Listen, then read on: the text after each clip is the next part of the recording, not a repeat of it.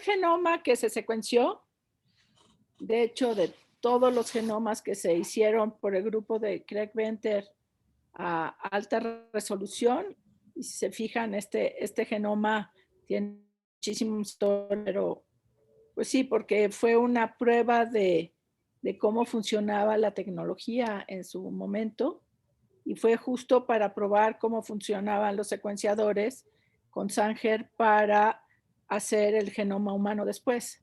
Entonces, Haemophilus influenza es un genoma chico de un patógeno y tiene 1.800.000 pares de bases y es causa, creo que es meningitis, y es pues un patógeno importante y fue el primer genoma secuenciado.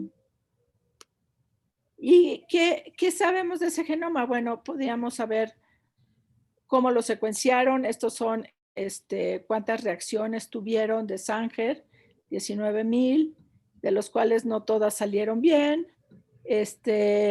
Cuántas con estas estadísticas, pues ya nadie las pone, pero como fue el primero, pues es importante.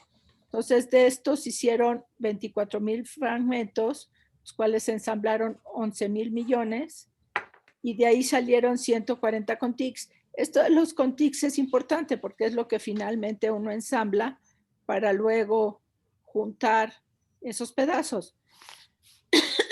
Y luego se unieron estos contigs, como decíamos en la clase pasada, con PCR y otras técnicas, y se llegó a un tamaño de genoma de 1.800.000 pares de bases, de las cuales incluyen 6 operones de RNA, el porciento de GC, que es otra estadística importante, es de 38, y 54 tRNAs. Todo eso lo seguimos obteniendo.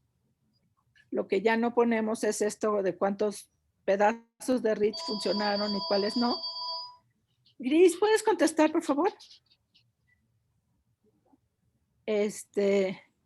Y de esos ya ahí lo importante es cuántos de estos genes tienen que ver con el metabolismo de aminoácidos, cuántos con pues toda la maquinaria central de una bacteria, ¿no? Entonces, esto es como la descripción básica, y eso se pone como en un mapa de colores, donde aquí se ven todos los pedazos de los RIDs y cómo fueron ensamblando. Y aquí lo que vemos en estas dos flechitas es pues cómo se abre el cromosoma bacteriano, que es 1, y puede haber plásmidos, pero en este caso no había plásmido, y esto que está aquí es lo que se llama el punto de origen. Y lo que aquí hay una serie de letritas alrededor son los puntos de corte de enzimas de restricción, porque antes de este genoma lo que se hacían era un mapeo con enzimas de restricción poco a poco, y entonces esto te da como el tamaño de los fragmentos con las enzimas de restricción. Y aquí estas rayitas son como la cobertura a partir de los scaffolds. Después de ese hicieron un genoma más mínimo, pero aquí ya Craig Venter tenía una, pues una agenda, que es genoma más chico, y ustedes se preguntarán, bueno, ¿por qué primero Haemophilus? Haemophilus es de vida libre, mientras que Mycoplasma genitalum es un genoma, es una bacteria que es un endoparásito obligado, y por lo tanto, por eso es tan chiquito, tiene 500,000 pares de bases.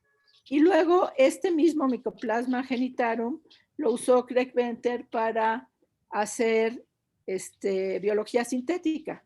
Fue el primero que sintetizaron a partir de la nada para poder ya hacer ingeniería genética a lo bestia, ¿no? Entonces, cuando comparan que es muy chiquito, con el de vida libre, aunque patógeno, entonces se encuentran que le faltan muchas funciones. Aquí tienes a Haemophilus influenza y a Mycoplasma genitalum, y por ejemplo, tiene 68 genes de biosíntesis de aminoácidos, mientras que el otro tiene 1. Biosíntesis generales y cofactores 54 contra 5. Y así vemos cómo hay mucha pérdida de funciones. ¿Por qué? Porque Mycoplasma genitalum, como es un patógeno obligado, no necesita mucho de estos genes para poder funcionar, sino que está tomando esas funciones de su hospedero. Y es por eso que es un genoma tan chiquito. Pero esta comparación es muy interesante. Ahora, si ven ustedes el año en que está hecha esta publicación, es del 95. Es realmente cuando empieza la genómica, la era de la genómica de una manera, pues, espectacular. Entonces, además de describir una serie de estadísticas sobre cómo funcionan los genomas, para mí lo que es importante de la genómica es probar hipótesis, entender el metabolismo, entender sobre todo la evolución y cómo está organizada en las comunidades. Y luego lo que estamos haciendo en Cuatro Ciénegas es ver cómo estos genomas están enlazados en comunidades y entre toda la comunidad funciona, y esa va a ser la clase de metagenómica que ya daremos después. Entonces, a mí uno de los ejemplos más extraordinarios de evolución y del poder de la genómica para entender esa evolución, tal vez será porque Luis y yo fuimos parte de este experimento de 90 y 93, es este estudio que hizo Rich Lenski y sigue haciendo, ahorita tiene 33 años, acaba de ser su cumpleaños, el día del cumpleaños de Darwin, donde 12 poblaciones que empezaron de la misma clona de E. coli empezaron a evolucionar en 12 frascos, cada uno aislado, todos con un medio mínimo en glucosa. Entonces lo que tenían que hacer estas bacterias era aprender a usar esa glucosa mínima, y eran propagadas todos los días, que pasaba de una fase exponencial a una fase de crecimiento cuando entraban en un frasco nuevo. Y lo que era diferente de esos 12 frascos es que 6 pintaban las células rojas. ¿Por qué? Porque tenían la habilidad de usar arabinosa, mientras que los otros 6 eran blancos porque no podían usar la arabinosa, y estas cajas tenían arabinosa y un marcador de tetrazolium para poder ver si usaban la arabinosa, se pintaba de rosa, y si no, no. Que cambia el pH cuando usas ese azúcar. Entonces, pues ya llevan muchísimas generaciones. Esto, yo creo que ya van en 90,000. Y cada uno de los frascos está aislado. Pero lo importante de E. coli es que lo puedes congelar. Entonces, cada 100 o 500 generaciones hay una muestra de toda la placa compleja congelada, y además de cada uno de varias de estas cepas de manera aislada. Por lo tanto, tienes algo que no se tiene de manera normal, que es un récord fósil del pasado. Y lo que ha pasado a lo largo del tiempo es que al principio cambiaron muy rápido su adecuación relativa en comparación con el ancestro, pero luego como que se aplanó esa curva, salvo en una frasco, que ahorita platicamos de ello.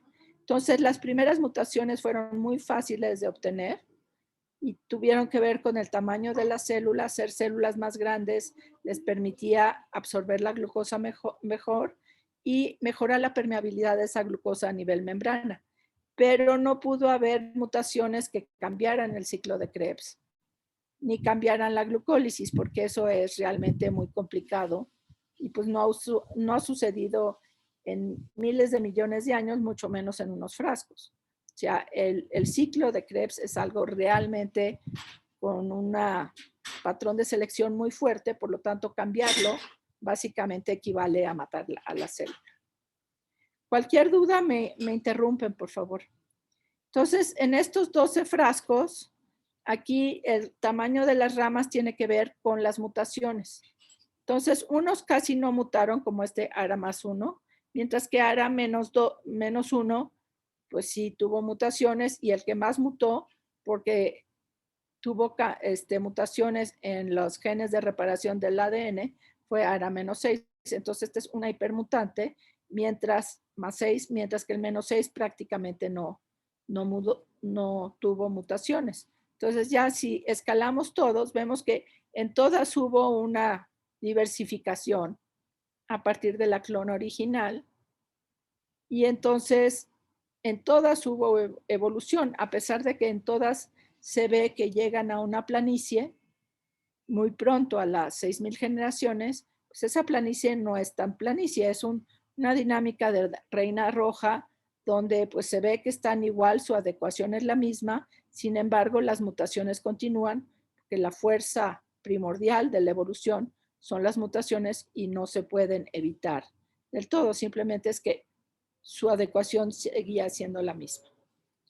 Entonces, cada vez estas mutaciones se volvieron más complejas y muchas tuvieron que ver con mutaciones precisamente en este operón que se llama MUT-S y MUT-T, que tiene que ver con la reparación del ADN. Entonces, sí vemos que el ancestro tuvo mutaciones que tenía que ver, que es todo lo azul, con el wild type, o sea, cambian pequeños detalles en cuanto a la permeabilidad del azúcar en la membrana o cómo usar ese azúcar mejor.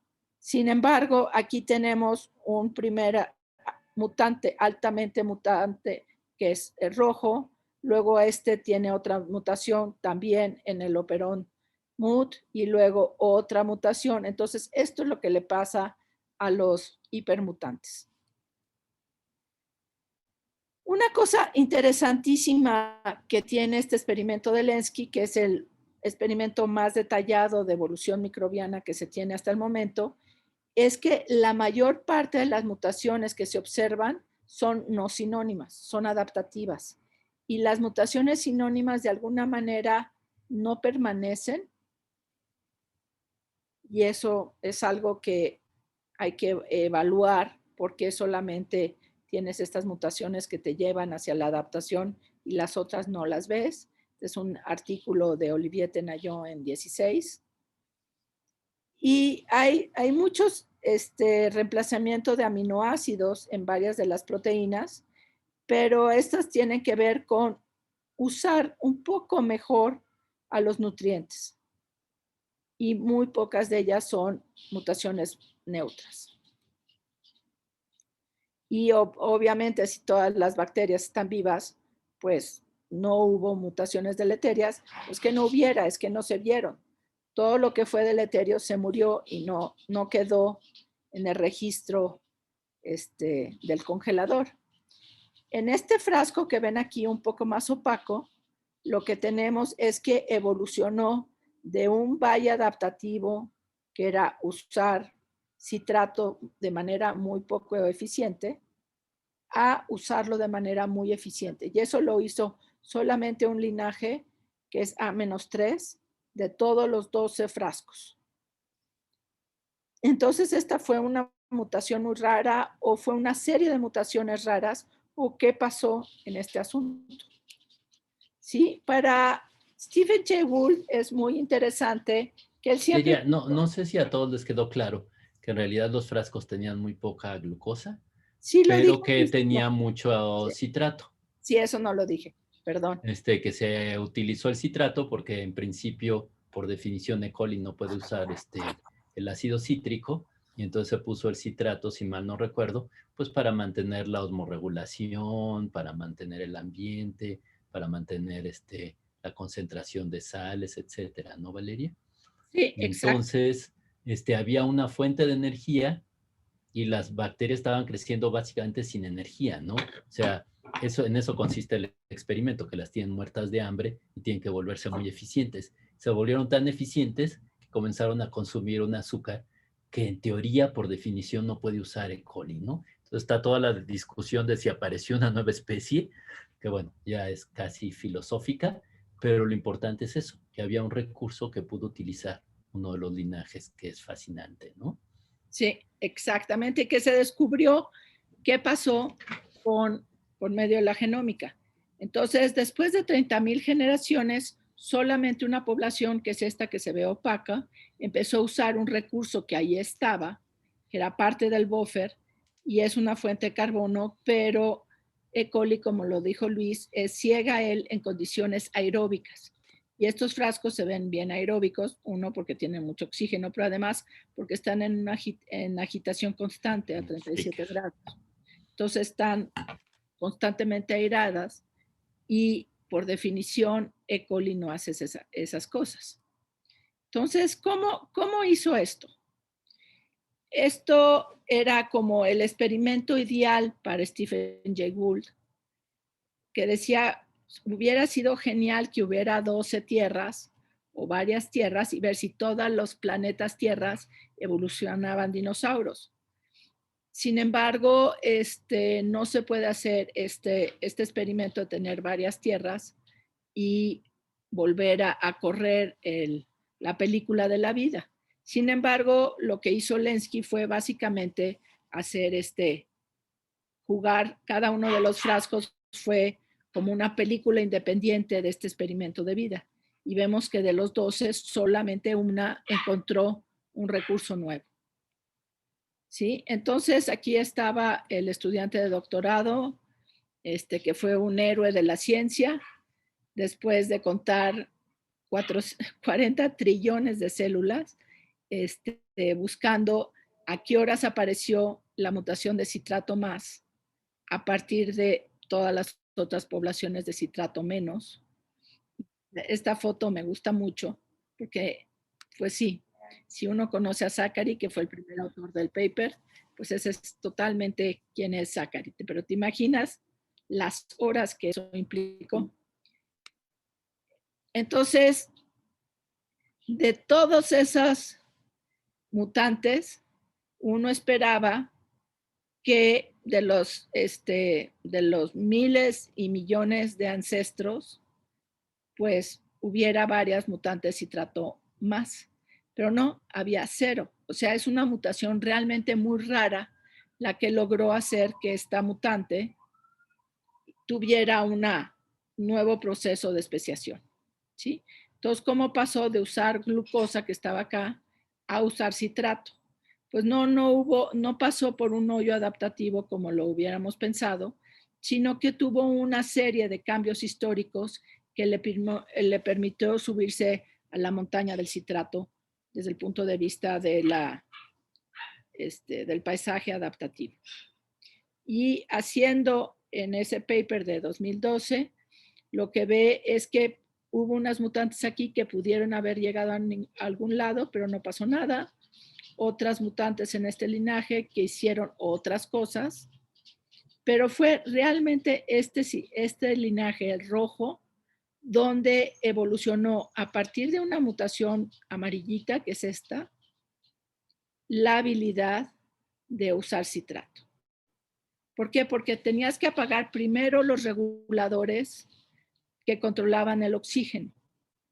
Y luego hubo una duplicación del gen del citrato y a partir de esa duplicación ya puede haber pues un juego evolutivo y el mutador es el que logra hacer esta especie nueva que por definición sí es una especie porque está usando un nicho totalmente nuevo que no lo hacen los demás. Y aquí está puesto cómo funciona el asunto. Aquí está la duplicación del gen de citrato. Aquí está el asunto de cambiar la regulación del RNA para cambiar cómo se usaba este citrato. Y finalmente se llega a recablear la fisiología de esta célula para hacer algo nuevo, que es usar una fuente de carbono nueva. Entonces, ¿qué es una nueva especie? Pues una nueva especie en realidad es algo que puede usar un nicho nuevo, que está comiendo algo nuevo y que está aislada reproductivamente de lo demás. En el caso de estas bacterias, todas estaban aisladas reproductivamente porque son clonas. Entonces, por definición, pues cada uno de los mutantes era una especie nueva si tomamos el punto de vista reproductivo, pero no lo tomemos porque aquí a fuerzas cada mutante era una nueva cosa, pero sí tomemos el concepto de nicho. Y como la definición fisiológica de coli no incluía usar el citrato en condición aerobia, pues sí tienes una especie nueva que está usando una fuente de carbono nuevo bajo condiciones que ninguna otra lo puede usar. Entonces, pues sí, es una novedad que está usando cosas nuevas de manera nueva y además hay una coexistencia estable entre los mutantes que sí saben usar citrato contra los que no usan citrato. ¿Por qué? Porque están usando los nichos de manera diferente, por lo tanto no hay competencia y, y cada uno está usando una parte del recurso que el otro no ve. ¿Hay dudas hasta aquí? Yo había leído que había un artículo de Barry Hall que había identificado también una mutante que usaba ahora el citrato, pero creo que se tardó como menos de 100 generaciones. No, pero Barry Hall es un cochinón bastante. Ok, está bien, ya con Sí, eso. no, es muy poco cuidadoso Barry Hall. Y cuando llegamos, Luis y yo te pueden contar, Luis también, cuando llegamos al laboratorio de Lenski en 90, en otoño del 90, había toda una pleita sobre la mutagénesis dirigida que lideraba Barry Hall, diciendo que el diseño inteligente permitía a las bacterias predecir cuál era su futuro y poder saber, pues voy a tener que comer citrato o ahí viene la tetraciclina y entonces tengo que hacer, pues evolucionar a comer citrato o a resistir tetraciclina. Y resultó que en realidad estaba usando todo mal y es muy mal microbiólogo. Es relativamente buen biólogo molecular, pero muy mal microbiólogo. Y no sé, Luis, ¿tú quieres abundar en ese asunto? Perdón, Luis. tenía el micrófono apagado. Bueno, o sea, en particular para el citrato, no sé, la discusión con Barry Hall. Lo que tenían todos los de la mutación dirigida es que en condiciones de estrés encontraban que aparecía la mutación que se necesitaba para sobrevivir en esas condiciones de estrés, pero realmente la respuesta, según Lenski y compañía, pues es muy sencillo. En condiciones de estrés están muriendo las bacterias y se disparan todas las respuestas SOS.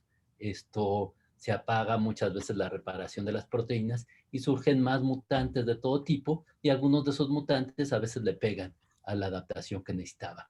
Pero acuérdense también que en bacterias tenemos tamaños de población gigantescos, entonces pues si hay más mutación y hay muchas mutantes, pues podría aparecer, ¿no? Entonces eso es lo de mutación dirigida.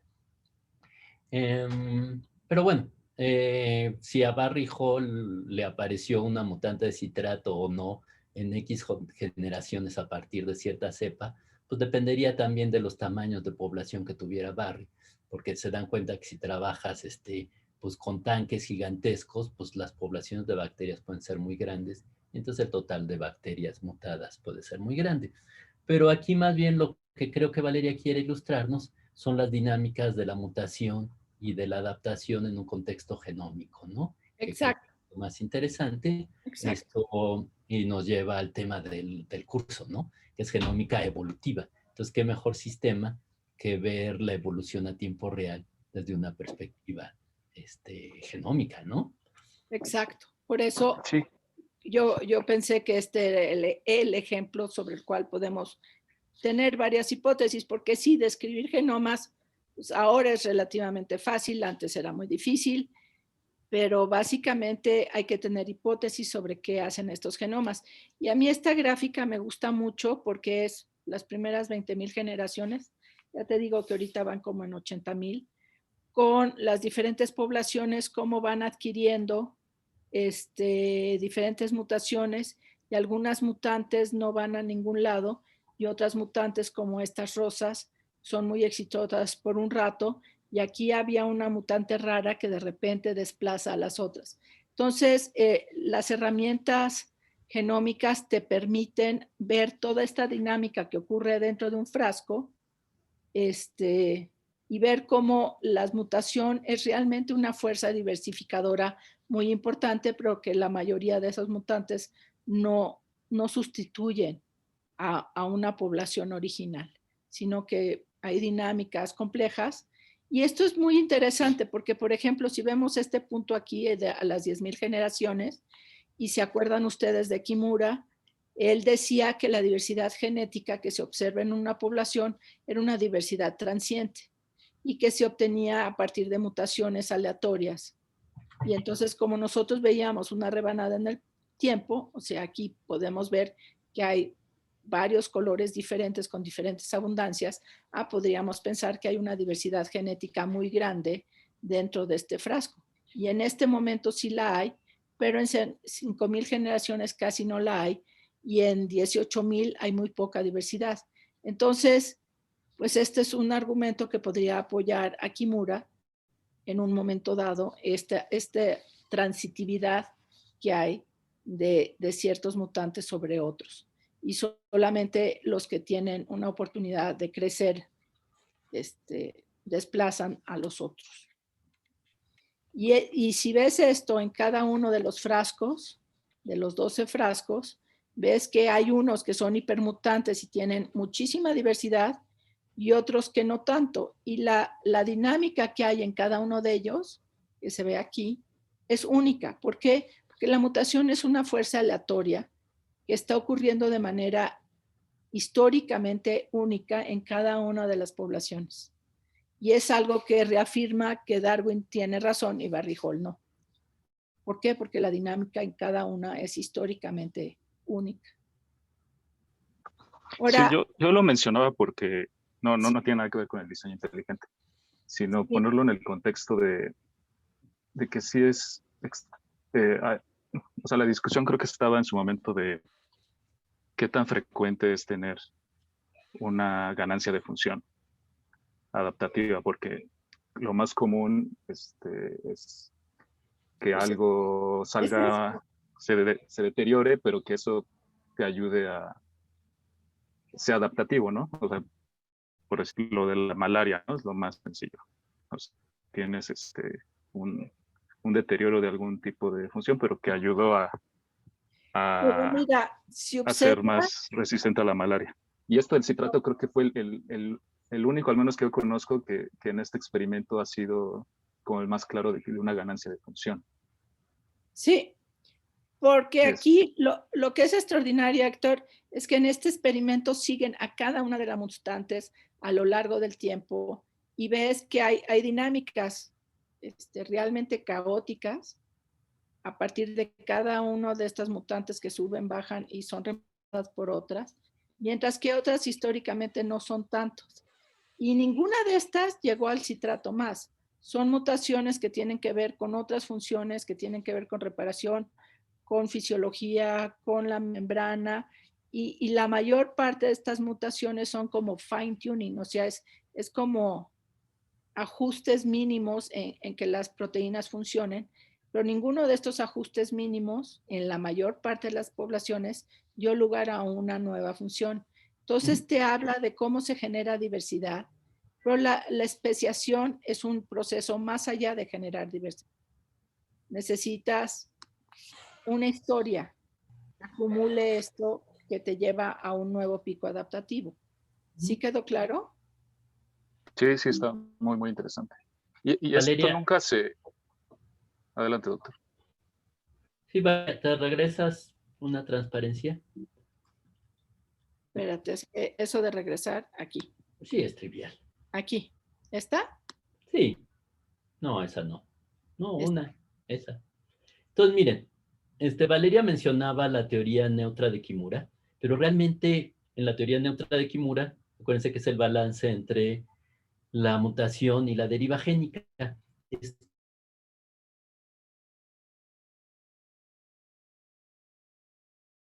Porque aunque pasan por un cuello de botella las bacterias, siempre permanecen tamaños de millones de individuos, ¿no? Y realmente cada una de las cepas que va sustituyendo a las otras, esto es súper interesante, a lo mejor no aumenta su adecuación absoluta, lo único que tienes que hacer es ser mejor competidor con respecto a la cepa dominante, ¿sí? Entonces, a lo mejor no funciona mejor tu adaptación, pero de alguna forma puedes quitarle la comida a la cepa más común, ser más rápido o utilizar un desperdicio que no utilice esa bacteria. Eso te permite pues tener polimorfismo o desplazarla, ¿no? Pero lo que preguntaba el compañero, esto es muy importante, porque en los primeros estudios, Lenski, cuando comenzaron a hacer cosas pregenómicas, secuenciando un montón de genes, encontraba que prácticamente no había cambios en los aminoácidos de esos genes, ¿sí? Y casi todos los cambios que se encuentran, como mencionábamos ya con Jocelyn, se encuentran en regiones que no codifican realmente para la proteína, sino en las regiones reguladoras. Entonces parece que muchos de los cambios tienen que ver más bien con cambios en la expresión de los genes. Entonces la pregunta del compañero sí es relevante. Entonces, ¿de dónde vienen las nuevas funciones? De hecho, muchos microbiólogos, pues lo que creen es que hay muchísimo intercambio genético entre especies, horizontal gene transfer así desproporcionado, y de ahí vienen todas las nuevas funciones, ¿no? La otra idea es que a lo mejor se pueden obtener nuevas proteínas mezclando las proteínas que existen, distintos dominios, y luego ajustándolo poco a poco. Pero la pregunta sí es relevante y yo creo que casi no tenemos ninguna respuesta, ¿no? ¿De dónde surgen las realmente nuevas adaptaciones? Si es de novo, pues yo creo que es muy, muy remoto, ¿no? Pero bueno, pues esa es una discusión complicada que Gracias. escapa la discusión ahorita introductoria. Sí, gracias. Sí, aquí lo que pasa, Héctor, es que en realidad el gen de citrato no era de novo. Lo que fue de novo fue su regulación. Sí. O sea, lo puede usar en condiciones anaeróbicas de cierto. Exacto. Entonces, por eso hubo una Sí. duplicación y un cambio de la regulación de los genes responsables de sensar el oxígeno. Ok. Bueno, pero de todas formas sí hubo un cambio y en esa, cualitativo, aunque fue gradual y cuantitativo. exacto. Ok, está padre. Sí. Y sí tuvo un pequeño valle, digamos como aquí, la roja. La roja aquí era muy abundante y tuvo un pequeño valle, pero no se extinguió y luego volvió a ser dominante un buen rato hasta que es reemplazada por la otra roja. Entonces, eso le pasó y en este momento de que pasó el valle y empezó acá, ya esa duplicación tuvo una mutación que la volvió en otra cosa, digamos. Sí, gracias. Sí, pero digo, pudo haber pasado en una hipermutante, pero aquí el periodo de hipermutación fue muy cortito. No fue tan largo como aquí, que duró 25,000 generaciones la hipermutación. En general, la mutación se mantiene como más acotada. Entonces, bueno, eso es lo que pasa dentro de un frasco de una bacteria modelo que es E. coli, que simplemente la pusieron a comer algo pues muy reglamentado, que era poca azúcar, teniendo la posibilidad, pero a Lenski no se le había ocurrido al principio que esa novedad genética podía ser comer citrato. No tenía la menor idea de qué iba a pasar y cuál iba a ser el nuevo truco que iba a ser E. coli ante poca glucosa. Entonces eso está también interesante. Sí, no, y también hay que recordar que Rich Lenski diseñó el experimento con Michael Rose con muchísimo cuidado, después de consultar con todos los microbiólogos. Pero es interesante, Rich Lenski no era microbiólogo inicialmente. Le había hecho su doctorado con ecología de poblaciones de escarabajos y luego su postdoc realmente con viruses, ¿no? Entonces, sí, con Bruce Levin. Con el profesor Levin. Entonces, pues sí es interesante, sí lo diseñó con mucho cuidado, pero pues esto fue algo. Pero lo diseñó como un ecólogo evolutivo, no lo diseñó como un microbiólogo. Un microbiólogo lo hubiera diseñado como Barry White de otra manera. Barry White no, Barry Hall. Barry White es el que cantaba. Sí, es cierto, perdón, Barry Hall. Bueno, entonces regresemos a mi lugar favorito. O sea, yo me eduqué con Lenski en el postdoc, entonces eso sí marcó de muchas maneras la manera en que pienso, pero Cuatro Ciénegas nos cambió todos los paradigmas. Cuatro Ciénegas es un oasis extraordinario en el desierto chihuahuense que llevamos Luis y yo estudiando más de 20 años. Y esta montaña que vemos aquí como si fuera una nave espacial es la que guardó el oasis, guardó el agua desde probablemente miles de millones de años. Y esta se levantó del sedimento marino en el Cretácico, y de este lado está el Jurásico y de este lado está el Cretácico de la montaña. Y esta foto que tomó David Jaramillo es desde la montaña más alta, que se llama La Madera. Entonces, hemos hecho varias cosas de genómica comparada en Cuatro Ciénegas. La primera fue de describir Bacillus coahuilensis, que fue un artículo hecho por David Alcaraz. Y luego, ya viendo las poblaciones de Bacillus coahuilensis bastantes años después, con Zulema Gómez en el equipo de Gabriel Olmedo, vemos que este genoma, que también es un genoma mínimo, es el Bacillus más pequeño que se conoce. Tiene un tamaño de genoma de 3.3, 3.2, 3.4. En general, los Bacillus son de 5 o 6 mil genes. Sí, doy Millones de pares de bases. Y el contenido de GC es más o menos idéntico. El número de no para los importa. no microbiólogos, el contenido de GC se utiliza muchísimo todavía para describir. Por ejemplo, cuando describes una especie te piden el contenido de GC, que puede variar mucho entre distintos grupos. Entonces, bueno, pues es algo importante por eso. Perdón, Valeria.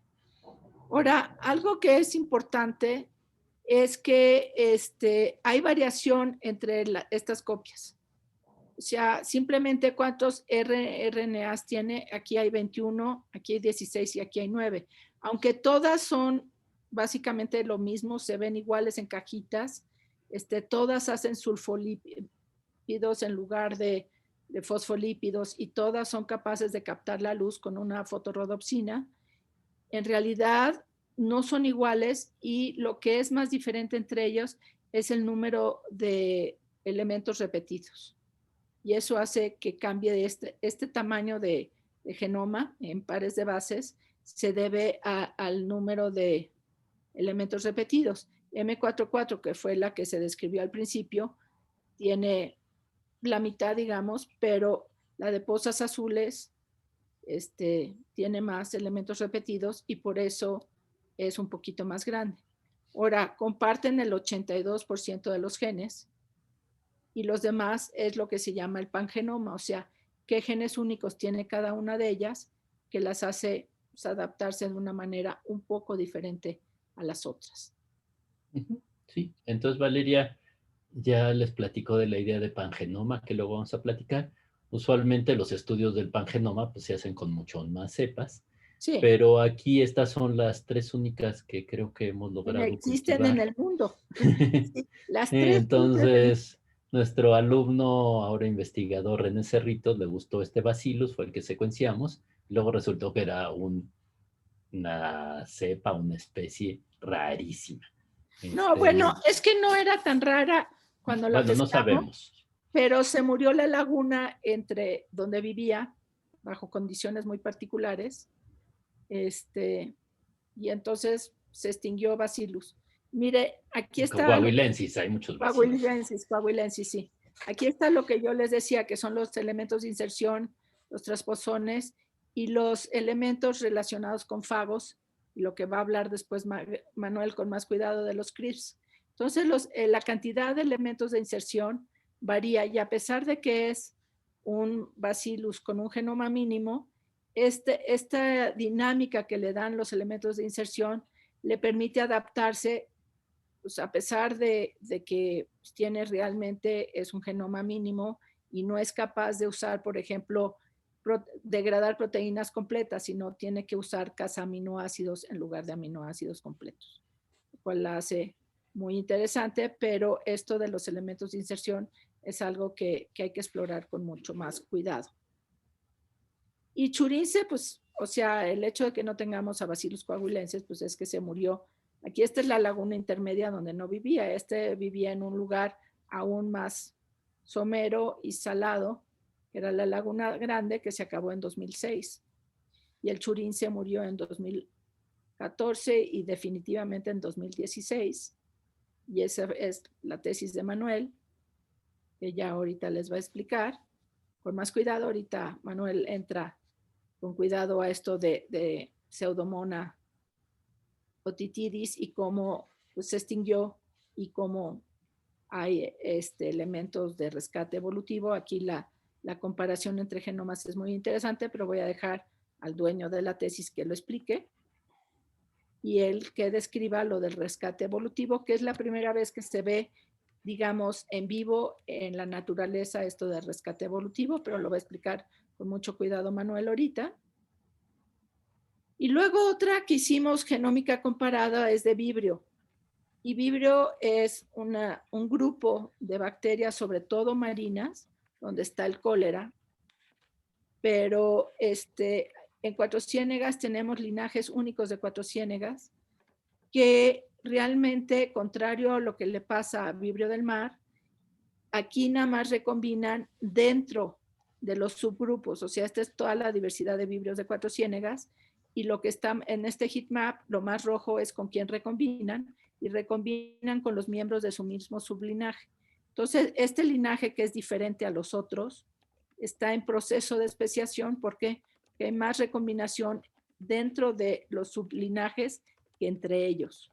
Entonces, aquí cada uno de estos cuadritos más rojos está en proceso de diversificación y de especiación, mientras que estos ya se separaron y no recombinan con los demás. Entonces, esto es muy interesante del vibrio de Cuatro Ciénegas, a diferencia del vibrio del mar. Vibrio del mar estaría recombinando entre todos, y el vibrio de Cuatro Ciénegas no perdió la capacidad de recombinar, pero lo que hace es, en lugar de transferir genes entre quien sea, solamente lo hace con los miembros de sus sublinajes, haciendo de manera efectiva un aislamiento reproductivo que no tenía Lenski en sus frascos. O sea, por definición, cada linaje de Lenski era único y no podía intercambiar genes. Aquí Vibrio sí está intercambiando genes, pero hay una fuerte selección a que lo haga nada más dentro de los linajes. Y este es un lugar nuevo que estamos explorando y ya les platicaremos cuando nos toque hablar de metagenómica, pero un sitio fascinante que llamamos domos del Arqueano, porque estos como domos geodésicos miden como 10 a 30 centímetros y adentro tienen los gases anaeróbicos que tenía el planeta en el Arqueano y afuera hay fotosíntesis. Entonces esta posita que mide 35 metros por 10 es fascinante. Nos hemos ocupado los últimos 4 años en ella. Y en este lugar hay particularmente muchas arqueas, y ahora Jazmín ya les platicará cómo este 5% de arqueas subió a 25% de arqueas y no sabemos cómo. Y también hay muchos virus, y esos son súper interesantes, pero la mayoría, como en todos lados, son bacterias. Y los virus son criaturas fascinantes, son los zombies perfectos, siempre están persiguiendo a sus hospederos y son muy específicos en sus hospederos. Por lo tanto, para mí, el ver el viroma, es decir, el metagenoma de los virus, es una manera de ver la diversidad en el espejo, porque tú vas a ver que cada grupo de virus está persiguiendo a su víctima favorita. Por ejemplo, estos que son los virus del mar, lo que persiguen sobre todo son bacterias, o son fagos que persiguen bacterias.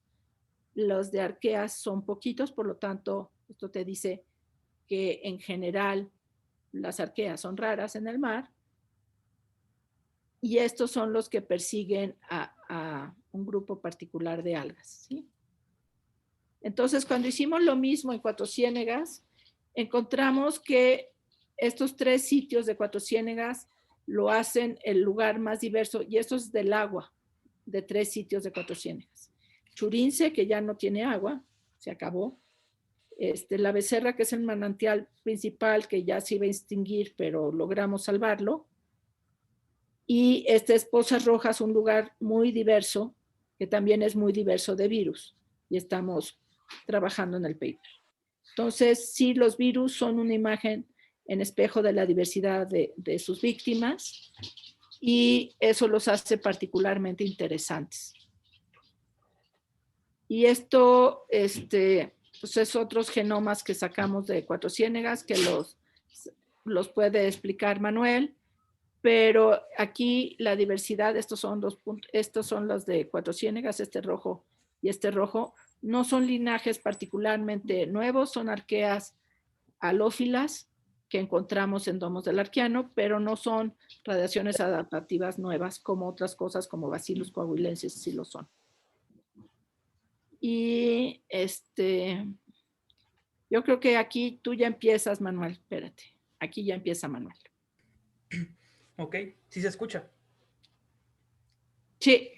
Ok, yo me voy a ir un poco más a niveles más básicos, como para explicar desde el punto de vista de alguien que trabaja con genómica bacteriana, cosas que hay que tomar en cuenta, aspectos importantes dentro del estudio de los genomas bacterianos, etc.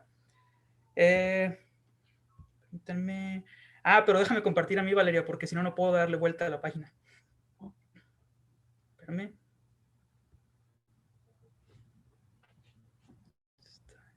Sí, es el micrófono apagado, Valeria. Ya. Pero no importa. Ya. Perdón. Ok, ya se ve, ¿verdad? Sí. Muy bien. Entonces voy a empezar desde lo más básico. La genómica bacteriana es relativamente sencilla de llevar a cabo en principio porque tenemos genomas que de inicio son muy pequeños ya. La gran mayoría de las bacterias tienen un cromosoma circular que es pequeño. Tenemos excepciones por ahí. Por ejemplo, Streptomyces tiene un genoma que es dentro del grupo de las bacterias es de los más grandes que hay, que llega hasta 9 megabases. Sin embargo, eso no es nada con el genoma más pequeño eucarionte, ¿no? De todas maneras es muy pequeño. Y en este caso, Streptomyces, por ejemplo, tiene un genoma que es lineal, con regiones subteloméricas en los extremos. Eso es muy raro también. Y Vibrio, que tiene 2 cromosomas, un cromosoma y otro que se cree que era un plásmido que fue adquiriendo muchos genes y genera un segundo cromosoma, que ya todas las Vibrios tienen. Obviamente también a veces tienen elementos extracromosomales como plásmidos, que también hay que considerar, pero como les digo, en general el cromosoma es circular y es pequeño, ¿no? Además, tenemos genomas que son mayormente codificantes, que son compactos y que son muy densos. Es decir, tenemos muy pocas regiones intergénicas y DNA basura, como le llaman, ¿no? Por ejemplo, en bacterias, cuando ocurre una pseudogenización, es decir, que un gen perdió la función, rápidamente estos genes son seleccionados en contra y se pierden muy rápido. La variación innecesaria dentro del contexto ambiental en el que está la bacteria en ese momento se pierde muy rápido, ¿no? Entonces el genoma bacteriano en general es muy eficiente, es muy compacto y muy denso. Y los genes se organizan también en grupos que se llaman operones, en los cuales diferentes genes están bajo la misma regulación, que está en función de un mismo estímulo ambiental, ¿no? Son cassettes de genes que se expresan en sintonía con un estímulo ambiental en común. Y obviamente las bacterias, algo que facilita muchísimo el estudio de las bacterias es que no tienen splicing. Esto quiere decir que proteína que uno encuentra es proteína que es completa ya. No están regadas en pedazos en todo el genoma, sino que cada proteína ya está completa, el marco de lectura está de inicio a fin, en el 99% de los casos, ¿no? De hecho, esto de no tener splicing es una característica que es única en bacterias, ni siquiera las arqueas la tienen. Las arqueas presentan un splicing que igual es todavía muy primitivo, nada más para algunos genes, no es como los eucariontes que tienen para un montón de cosas. Por ejemplo, las arqueas tienen un splicing para sus RNAs de transferencias, lo cual les ahorra mucho espacio, porque las bacterias tienen que tener el gen entero de un montón de RNAs de transferencia que tienen una base similar, y las arqueas tienen una base similar y tienen un montón de regiones variables. Además, las bacterias tienen pocos genes para realizar la misma función que realizan también arqueas y eucariontes. Por ejemplo, para la polimerasa tienen 5 unidades nada más, las arqueas tienen como el doble y los eucariontes tienen 3 polimerasas distintas con un montonal de unidades diferentes. Entonces, de inicio, trabajar con bacterias, también esto lo hace mucho más sencillo, ¿no? La baja cantidad de genes y la baja cantidad de complejidad al momento de realizar funciones, la misma función que realiza una arquea o un eucarionte. El tamaño del genoma de las bacterias, como les decía, es pequeño, pero hay por ahí algunos outliers que pueden llegar hasta 9 o 10 megabases, que son 9 o 10 millones de pares de bases. Ahí se ve arriba, en la gráfica de arriba se ve la distribución. Más o menos es bimodal, ¿no? Tienen una media a los 2 megabases y otra media a los 5 megabases. Las arqueas, por otro lado, tienen una media muy marcada, una tendencia muy marcada a tener genomas más pequeños, que son como de 2 megabases en promedio, en el gran promedio. Y en cuanto a densidad de genoma, curiosamente las arqueas tienen un genoma más denso que las bacterias, es decir, tienen menos regiones no codificantes.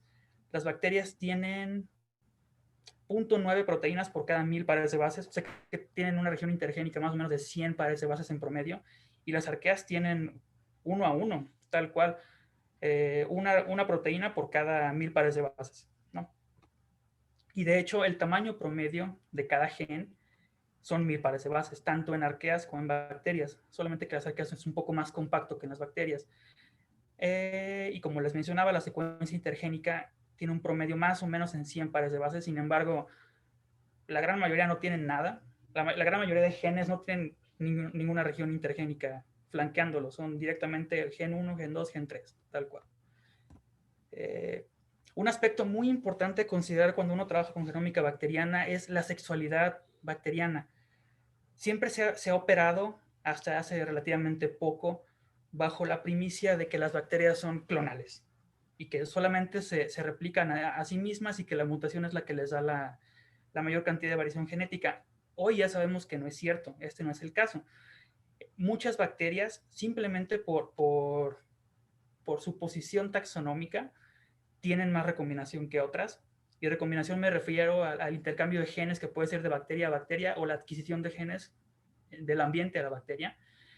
Y además, estímulos ambientales pueden transformar bacterias que son meramente clonales en recombinantes o altamente recombinantes por un tiempo limitado nada más. La tasa de recombinación de las bacterias es cambiante al igual que la tasa de mutación.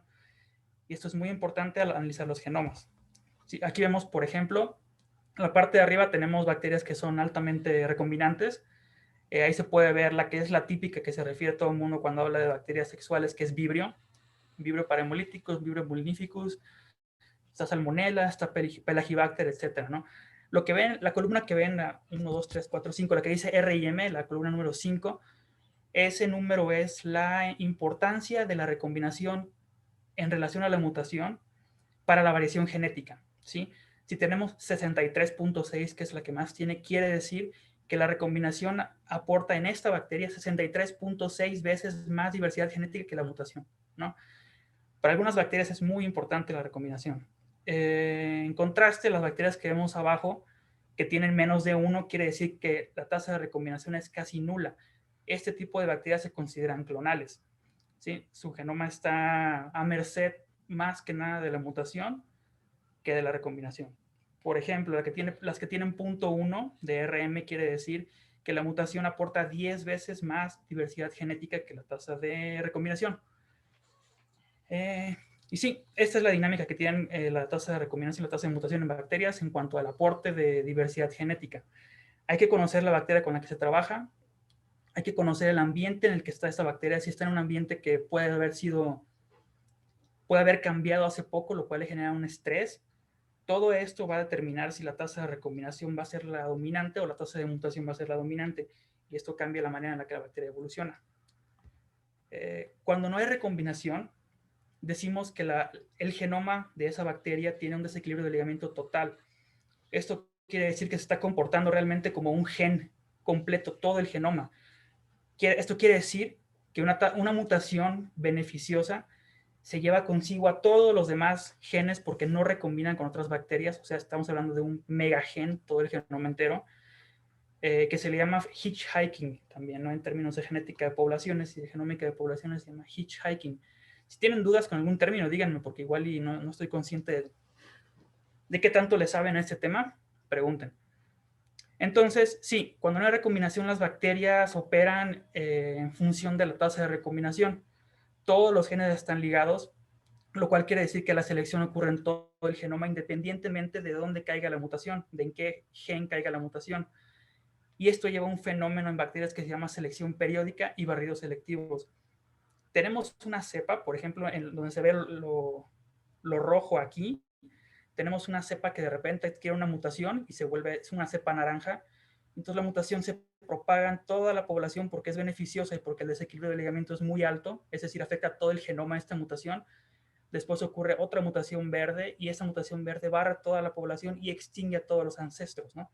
Entonces aquí tenemos una sucesión de clonas distintas dependiendo de cómo opera la selección en las mutaciones nuevas que van surgiendo en un ambiente determinado. Esto, alguien hizo alguna vez un experimento hace como unos 5 años, sí, 5 años, que pusieron a prueba esto en una caja, en un gel de agarosa gigantesco. Estas rayas que ven aquí, sí, es un gradiente de antibióticos. Pusieron cada vez, mientras más al centro, más alta la concentración de antibióticos y, inocularon bacterias en ambos lados, ¿no? Entonces, lo que hicieron fue ver cómo surgían mutaciones nuevas que hacían a la bacteria tolerante a concentraciones más altas de antibiótico cada vez. Perdón, Manuel, ¿no tienes el video por ahí? El video no lo tengo puesto, pero está bueno. Igual lo podemos subir al Drive después. Está muy padre. Es muy padre ver cómo... O el link nada más para que lo cliquen y vean realmente a tiempo, no real, pero vean cómo va una cepa desplazando a las demás. Es un experimento que hicieron los de Harvard, que tienen la lana para hacerlo. Sí. Y como dice Manuel, filmaron cómo fueron las mutantes apareciendo y van conquistando hasta llegar a concentraciones de antibióticos altísimas. Como hasta de 1000 veces la inicial. O sea, algo ridículo. Y esto es en poco tiempo. Eso ocurrió, creo que en un mes fue el experimento total, o 3 semanas, algo así, nada. Entonces sí, en este caso se ve cómo las mutaciones, cómo las diferentes mutaciones proveen de diferente resistencia a las bacterias y se barren en toda la población una y otra vez. Y aquí se ve, aquí hicieron el seguimiento de cada una de esas mutaciones, ¿no? Este es como el video, es como ver el video nada más en una sola fotografía.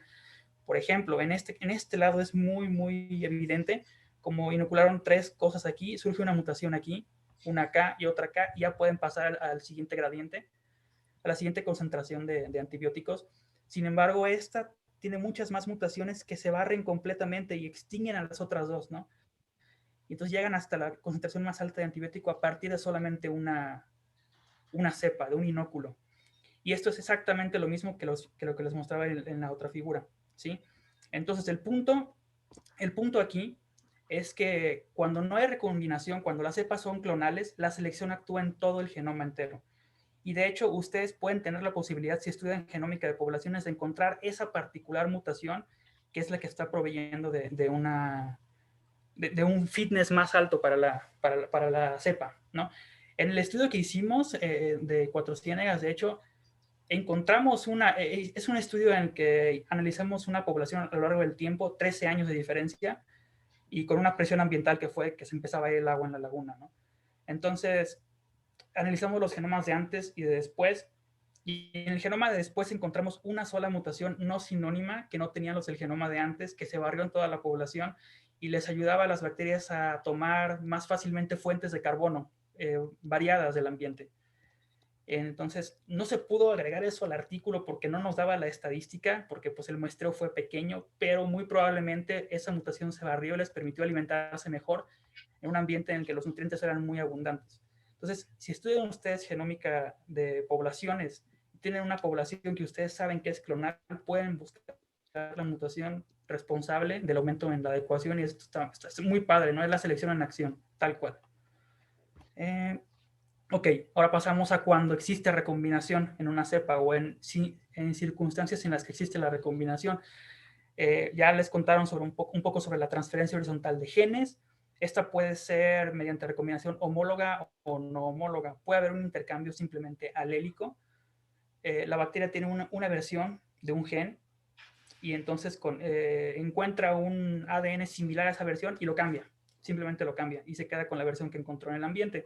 O puede ser no homóloga, como les comentaba, y puede ser nada más la adquisición de genes nuevos, ¿no? Me preguntaron hace rato sobre la adquisición de funciones nuevas o la evolución de funciones nuevas. Esto no es tal cual la evolución de funciones nuevas, pero sí es la entrada de funciones nuevas a una población, lo cual puede ocurrir de ADN que se encontraron tirados o de recombinación con una bacteria que no tiene nada que ver con su población, ¿no? Filogenéticamente muy distante.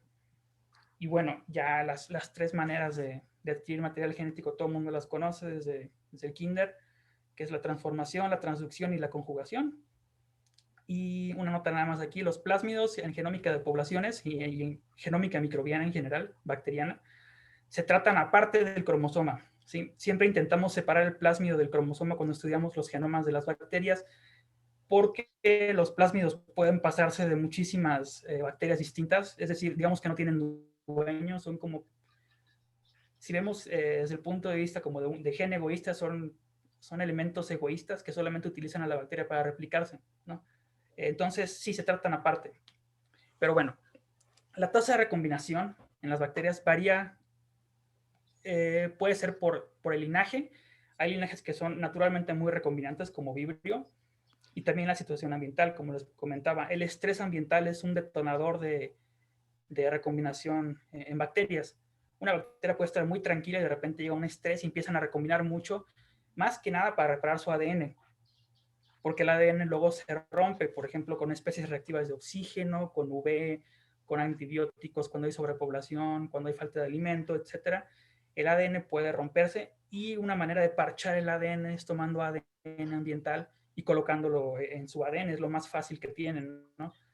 Entonces, la situación ambiental, el grado de estrés ambiental es muy importante para saber cómo está el asunto de la recombinación en una población bacteriana. Ah, cabrón, repetí, olviden eso. Entonces, la población, la recombinación, digo, tiene dos funciones también. Puede ser una fuerza que es homogeneizadora.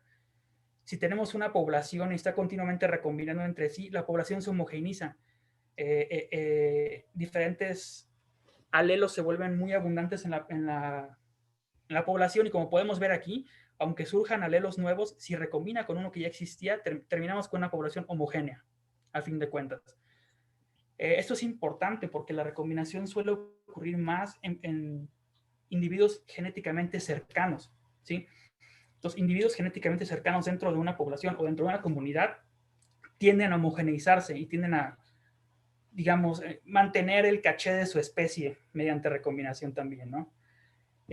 Por otro lado, la recombinación también puede ser una fuerza diversificadora porque puede traer genes nuevos totalmente inexplorados en esa población a partir de poblaciones adyacentes o de especies muy distantes inclusive. Y pues esto es como rebarajar las cartas y ver qué sale otra vez, ¿no? Trae variación nueva de gratis y muy rápido además, porque la mutación pues es un proceso gradual, pero con la recombinación puedes adquirir cassettes nuevos de resistencia a antibióticos, de producción de antibióticos, de promotores de crecimiento vegetal, sideróforos, un montón de funciones nuevas que la población no tenía antes, ¿no? En un solo evento. Además, otro aspecto importante en la recombinación es que no es al azar tampoco. No es como la mutación, la recombinación es un poco más complicada, no simplemente ocurre en todos lados y se seleccionan los que son importantes aquí. Se ha observado que en muchos genomas de bacterias hay lo que le llaman como hotspots de recombinación, que son secuencias que recombinan mucho y pueden ser transposones, por ejemplo, pueden ser elementos que brincan de genoma en genoma, pero es importante también eso, la tasa de recombinación del genoma completo es un promedio de la tasa de recombinación de distintas ventanas del genoma. Si ustedes quieren conocer una tasa de recombinación de una población entera, usen el genoma, no hay problema. Pero si quieren conocer la tasa de recombinación de cada uno de los elementos del genoma, usen ventanas de secuencias más pequeñas dentro de ese mismo genoma, o pueden utilizar genes, tal cual, y se puedan dar una mejor idea de cuáles son los puntos en el genoma que están siendo recombinados con más frecuencia. Ya también hablaron un poquito de la pangenómica, y esto viene también, esto nace del concepto de que las bacterias recombinan mucho, lo cual implica que tienen genes que no son necesarios para su supervivencia o para su funcionamiento basal, pero que sí les proveen ventajas adaptativas en determinados contextos ambientales. No siempre. Un gen que no se usa, un gen que se está replicando en las bacterias es una carga metabólica. Es caro replicar genes. Entonces, si se adquieren genes nuevos, tienen que tener una función, ¿no?, útil en las bacterias en ese tiempo dado. Y la pangenómica lo que hace es, en esencia, separar los genes que un grupo de bacterias, puede ser una población natural, puede ser un género, puede ser un filo de bacterias, ustedes deciden, eso es categórico. Estudia los genes que comparte un grupo y los genes que no se comparten entre ese grupo. Los genes que se comparten entre ese grupo, como se puede ver aquí en estos diagramas de Venn, estos que todo mundo tiene se llaman genes núcleo o genes core, ¿no? Y los genes que tienen algunas pero otras no, se llaman genes accesorio y se consideran genes dispensables o genes no necesarios para la supervivencia de las bacterias. Entonces, ocurre una cosa que mientras más genomas uno acumula en una muestra, el genoma core se vuelve más pequeño y el genoma accesorio se vuelve más grande. ¿Por qué? Porque se restan genes que se comparten y se suman genes que no se comparten. Como se ve aquí en este diagrama que dibujé en estas figuras, si tenemos un gen entero, todo el gen entero se puede considerar el core, ¿no? Si tenemos dos genes, el core va a ser el que comparten esos dos genes y el accesorio es el que no se comparte, que son estas dos partes. Si agregamos 3, van a ser menos los que se comparten y más los que no. Si agregamos 4, si agregamos 5, etc. Por eso, ¿qué pasó? Por eso pueden ver aquí que esta línea verde, que es el core, va bajando con la cantidad de genomas que se van agregando a la muestra y el genoma accesorio, que es el azul, va subiendo con la cantidad de genes que se van agregando a la muestra. ¿Qué usos tiene la pangenómica en bacterias? Manuel, un segundito. Sí, ¿Te sí. regresas? Entonces, Sí, está. Manuel lo explicó muy bien, nada más yo quería decir algunas cositas. Entonces, la idea fundamental es que los genes que no son parte de este core usualmente se considera que son los genes que tienen que ver con la adaptación local, ¿no? O sea, el core es qué necesitas para estar vivo y los otros son los genes que necesitas para vivir en ciertas condiciones, para adaptarte localmente, etcétera, ¿no? Entonces, los dos son muy importantes, ¿no? La parte del core, que han de ser como muchos genes de housekeeping, etcétera, pues es lo que necesitas, lo mínimo que necesitas para vivir, y se relaciona también con los genomas mínimos, etcétera. Y todos los demás son las adaptaciones, por ejemplo, en el caso de coli, los que te pueden ayudar a vivir en distintas condiciones, a ser patógeno de distintas formas, etcétera. Entonces, pues nos ha interesado esto mucho y como dijo muy bien Manuel, lo puedes trabajar en una población, o sea, ver el pangenoma de todas las bacterias que hay de esta especie en este lugar, o lo puedes usar para una especie, pero también lo puedes construir para un género completo, ¿no? De hecho, los análisis que hemos hecho con Luis David para Bacillus, pues luego son para un género completo. Pero lo importante también es que esta idea se está utilizando mucho en eucariontes, ¿no? Es nada más lo que quería agregar, ¿no?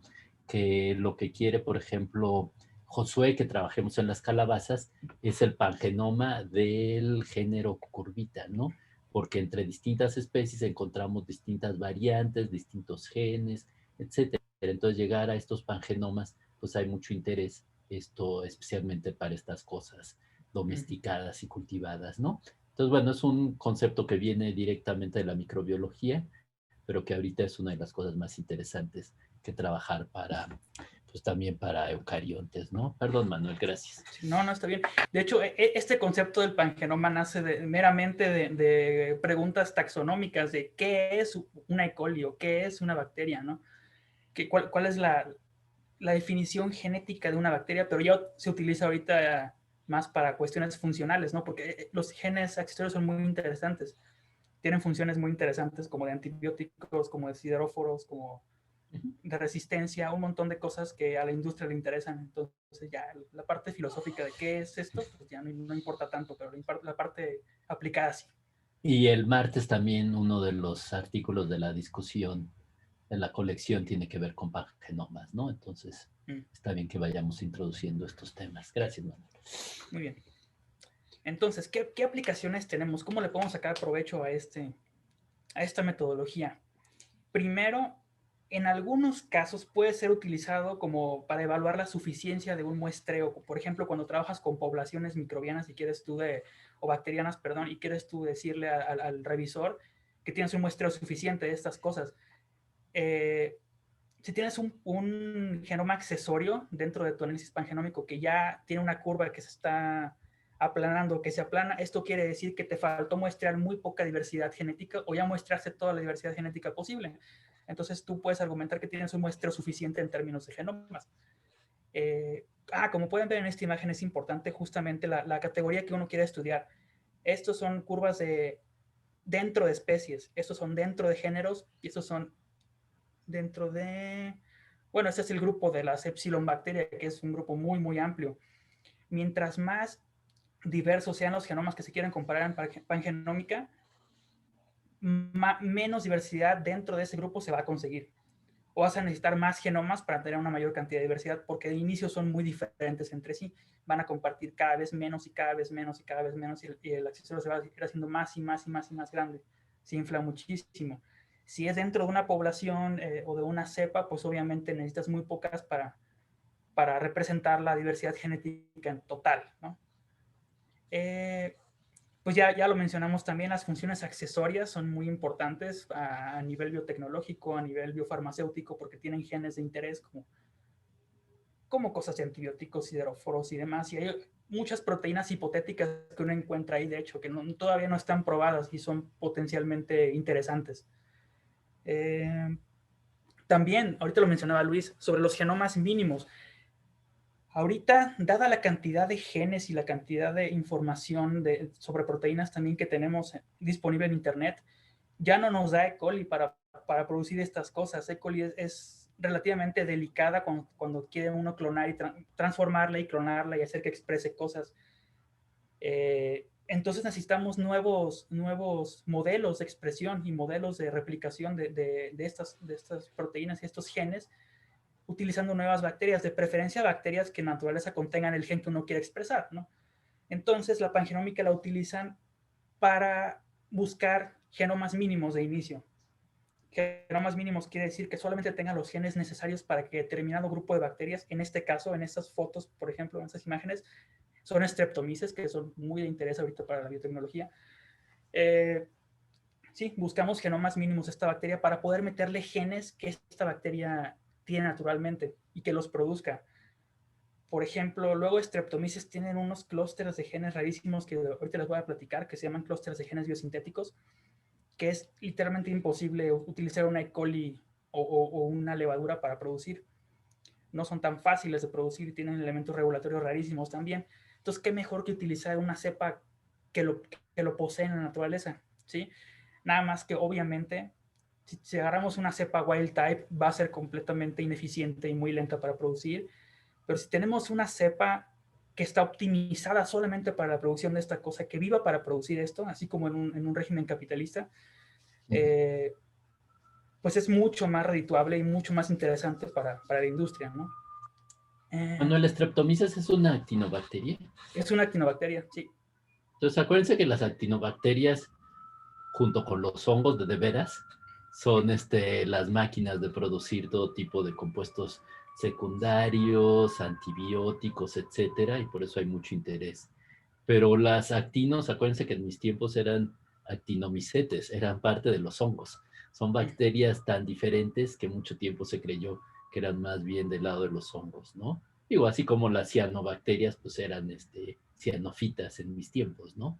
Entonces esos grupos ahora son bacterias, pero son grupos particulares y el superpoder de todas las actinos es eso, ¿no? Todos los compuestos secundarios, por eso hay muchísimo interés biotecnológico, pero yo creo que también ecológicamente tienen papeles muy, muy importantes por eso mismo, ¿no, Manuel? Sí. No, y ahí yo quisiera agregar que las actinos son particularmente abundantes en Cuatro Ciénegas y creemos que son muy importantes para la estructura de la comunidad, precisamente porque son grandes biodegradadoras de todo tipo de cosas. Sí. Y además se pelean, entonces mantienen a la comunidad como una comunidad cohesiva y no permiten que entren otras cosas. Con todos los antibióticos, ¿no? Sí, de hecho, hace ahorita como una hora acabo de hacer un pangenoma de las de Cuatro Ciénegas, Valeria, que creo que son como 13 cepas, y más de la mitad de genes son accesorios, solamente con 13 cepas. Es muchísimo. El core es muy pequeño y el accesorio es muy grande. de tanta diversidad que tienen para producir un montón de cosas. Sí, y eso no pasa con las otras bacterias. No es común. El poro es más grande. Sí. Sí, otro punto importante, Manuel, perdón que te interrumpa. No, adelante. Pero cuando éramos jóvenes, creíamos que E. coli era una bacteria y que todas las bacterias eran bacterias, ¿no? Que todas eran muy sencillas. Y de hecho lo que decíamos es, lo que pasa en la hormiga pasa en el elefante y pasa en la E. coli. Y actualmente sabemos que E. coli no es una bacteria típica, es una bacteria complicada, con una ecología relativamente sofisticada, pero que hay un universo realmente, y no es que haya mucha diversidad per se, sino que realmente cada uno de los linajes bacterianos tiene distintas reglas, diferencias en su microbiología, en sus genes, en su regulación. Entonces lo que pasa en E. coli, igual es interesante, igual medio en unas cosas se parece a lo que pasa en el elefante, pero igual es completamente distinta en la bacteria de junto, ¿no? Entonces por eso también es importante lo que estás mencionando, ¿no? Estos cores y cómo cambia la biología y detalles mismos entre distintos grupos de bacterias, y obviamente ya que llegamos a las arqueas, pues es otro universo, ¿no? Sí, completo. Muy bien. Entonces, otra aplicación de la pangenómica es para hacer estudios evolutivos para encontrar genes marcadores y obviamente para filogenómica. En este caso particular, lo que nos interesa es el core, ¿no? Son los genes que se pueden comparar dentro de un grupo de bacterias. Es bien curioso que cuando se propuso el ribosomal, el 16S como un gen marcador por West, ¿no? Ya tiene tiempo, ¿no? En ese entonces se propuso porque era parte de la maquinaria de la transcripción de la bacteria, ¿no? Porque era un gen esencial que todas las bacterias transcriben cosas, tienen que tener y así. Sin embargo, por este método de pangenómica, uno se puede llegar también a ese gen sin saber ni siquiera para qué sirve. Por ejemplo, cuando hicimos el estudio, Valeria, de las arqueas, hice una filogenia de un montón de arqueas, de todo el dominio arquea, muchísimas arqueas, y efectivamente me salió el ribosomal y otros 2 marcadores más. Y yo no necesito saber para qué sirven. Lo que sé es que se comparten entre todas y que es un marcador de interés filogenético justamente por eso, ¿no? Entonces, este aspecto de la pangenómica también es muy interesante. Si uno también quiere hacer estudios evolutivos como de DNDS, con distintos genes o con genes concatenados también se puede hacer, pues primero sacas el core genoma, que es lo que comparten todas, y después ya corres tus análisis particulares para ese grupo, ¿no? Así no te limitas tú a buscar nada más 1 o 2 marcadores que todo el mundo utiliza, sino que busca los propios para el grupo que tú trabajas. Te da más sofisticación en tus estudios, más que estar tomando genes que todo el mundo utiliza y que pues, son como un promedio de lo necesario, de lo útil. Otro aspecto muy importante, y este suena como muy simple, pero es muy importante para el estudio de la genómica bacteriana, es el porcentaje de GCs.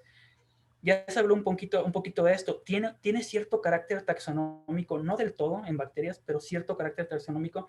Distintos grupos bacterianos tienen un rango de porcentaje de GCs característico que te puede ayudar a ti a identificar bacterias desconocidas. Además, este correlaciona con el tamaño de genoma. A tamaños de genoma mayores, el porcentaje de GCs también es mayor, y también con el estilo de vida. Por ejemplo, bacterias que son parásitas tienen un genoma pequeño y tienen un porcentaje de GCs bajo, y bacterias que son de vida libre que tienen muchos trucos metabólicos, como por ejemplo Streptomyces o Pseudomonas o Vibrio, tienen porcentajes de GCs relativamente altos o altos. Por ejemplo, Streptomyces tiene un 70% de porcentaje de GCs en promedio, y tiene un estilo de vida totalmente libre o como oportunista como patógeno oportunista, pero generalmente es estilo de vida libre.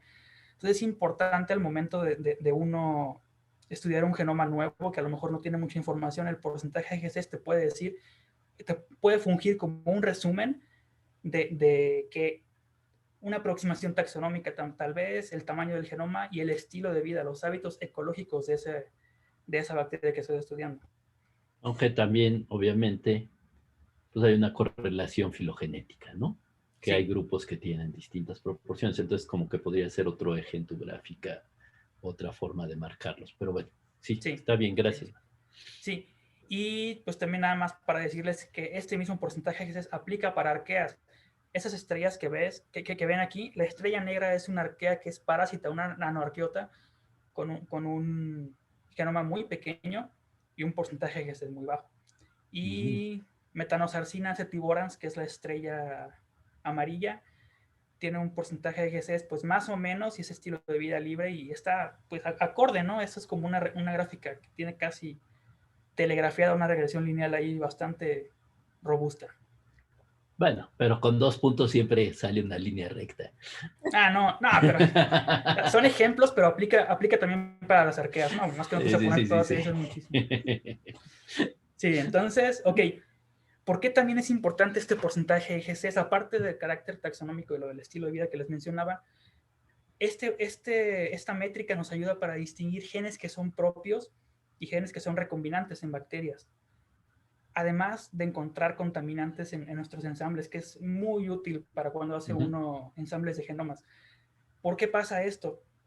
Porque si una bacteria tiene un porcentaje de GCs, digamos, del 60%, y adquirió un gen de una bacteria que tiene un porcentaje de GCs del 40%, se va a notar eso cuando uno vea el porcentaje de GCs del genoma total. Como pueden ver aquí abajo en esta parte, esta sección que está aquí un poco más bajito en cuanto a GCs es un genoma que se adquirió de fuera, es una isla genómica que se adquirió horizontalmente. Entonces, esta métrica nos ayuda a encontrar genes adquiridos, no propios. Y como les decía, la remoción de contaminantes, este es un paso que realicé hace poquito para revisar unos reads también de unos streptomyces, unas lecturas de streptomyces, y lo que vemos aquí es una distribución del GC estimado y del GC observado en esa muestra de reads que tengo. Y como pueden ver aquí, esto está muy raro, esto no debería de pasar. Hay un pequeño pico en 43% de GC, y dices, ¿qué onda? ¿Qué es esto? ¿No? Entonces uno se pone a checar los contigs uno por uno, que es horrible, pero acabo de hacer un programa para que lo hagan automático, luego lo puedo compartir.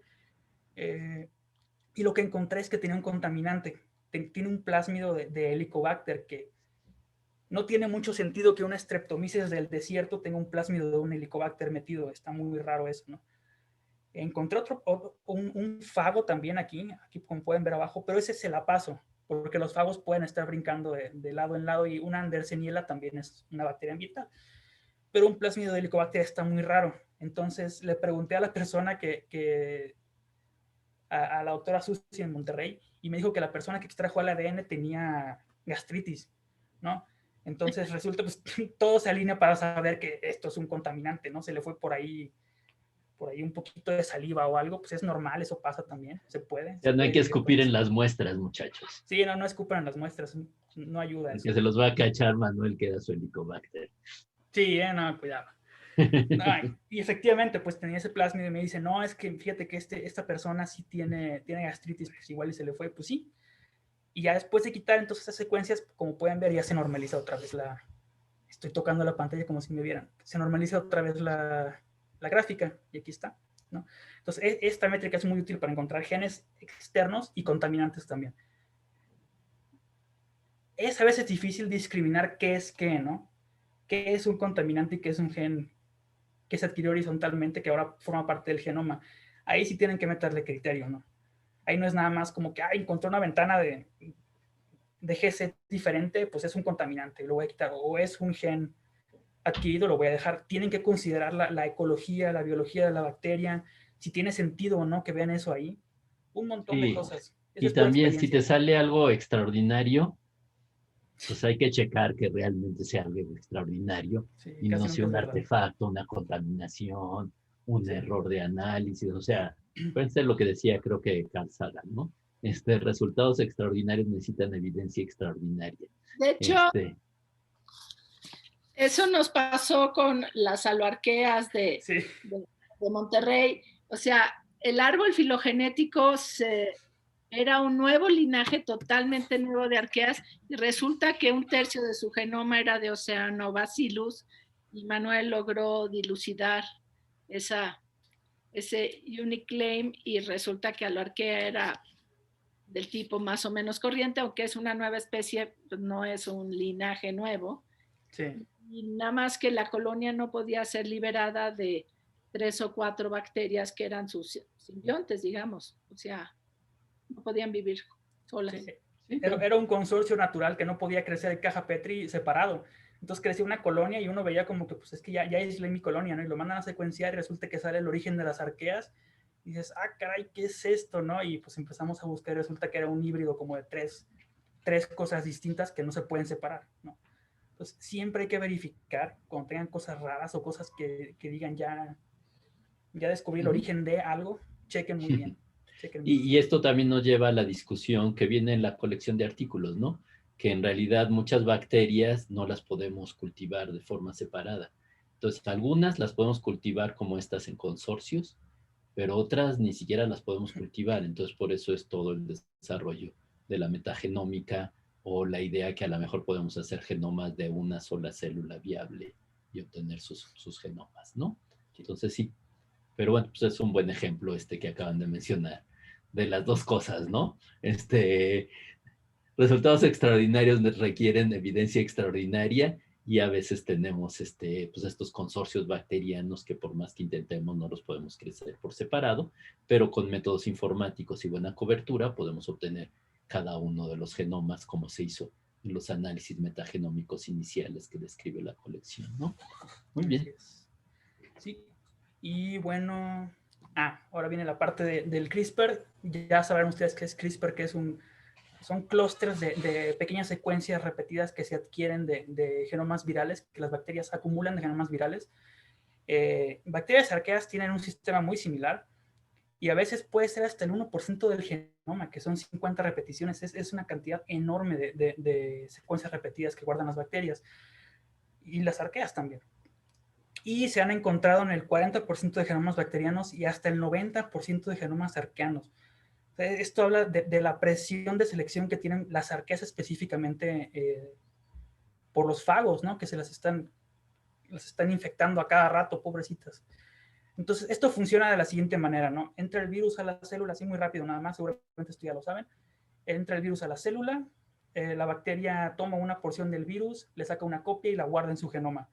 Es como un sistema inmune adquirido, ¿no? Para la bacteria. Para después que vuelva a entrar el virus, la bacteria reconoce esa secuencia, hace un RNA complementario con unas proteínas de excisión y va y pues se ejecuta el virus, ¿no? Antes de que le infecte. Esto, a pesar de las aplicaciones que ya todo el mundo conocemos que tienen con las biotecnológicas y para hacerse millonario muy rápido y ganar el Nobel, se puede utilizar ya en términos como de ecología microbiana o de genómica microbiana también para identificar cepas, porque estas regiones pues son acumulativas, ¿no? Mientras más se van infectando las bacterias, más van acumulando estas repeticiones y uno puede llevar un registro de eso. Aquí se puede ver, por ejemplo, esta es como un tipo de red de haplotipos o algo así, y separa muy bien a los grupos de colis enteroagregativas por la cantidad de espaciadores y de repeticiones que tienen de acuerdo al CRISPR. Esto también está muy interesante. Esto es como una cartilla de vacunación de las bacterias que se guardan ellas mismas, ¿no? De qué están vacunadas ya, ¿no? Contra qué fago están vacunadas y cuál fue primero y cuál fue después.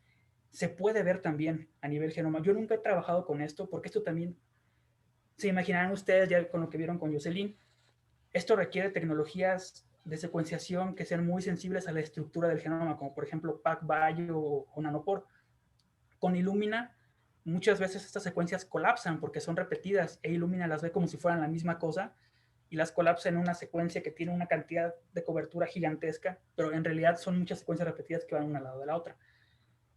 Si tienes la posibilidad de realizar secuenciación que favorezca la estructura de los genomas, pues te vas a encontrar con las secuencias repetidas tal cual son, ¿no? Una al lado de la otra como debe de ser. Y esto te sirve para llevar, si quieres tú, por ejemplo, hacer un seguimiento de las infecciones o ataques virales que han tenido las bacterias a lo largo del tiempo. Este estudio está muy padre. Aquí utilizan justamente estos espaciadores que tienen los genomas para estudiar no a la bacteria, sino al virus.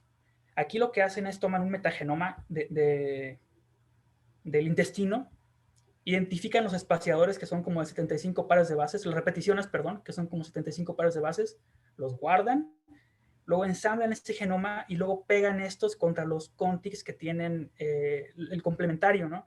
Y así pueden sacar los reads solamente de los virus o de los fagos. Y eso es muy interesante cuando uno quiere hacer un estudio de diversidad vírica dentro de una muestra metagenómica, por ejemplo. También se puede hacer en genomas bacterianos. Y está muy, muy padre el estudio, muy bien pensado. Sí, ahí acuérdense la hipótesis que teníamos en Coto Ciénegas de que los fagos, bueno, no los fagos, los virus en general son la imagen al espejo de sus presas. Y aquí es exactamente la lógica que usan. Sí, así es. Y sí, el método está muy creativo. Ya para terminar, otro aspecto interesante de la genómica bacteriana que ahorita está en un boom y es muy interesante es el estudio de clústeres de genes biosintéticos. Estos clústeres, ahorita les voy a explicar bien cada cosa, pero son agrupamientos de 2 o más genes que codifican para una ruta biosintética para la producción de un metabolismo secundario. Y ese metabolito secundario, es independiente de ribosomas y ARN de transferencia en muchos casos, como por ejemplo en el de NRPS y PKS, que son 2 tipos de genes, de clústeres de genes biosintéticos.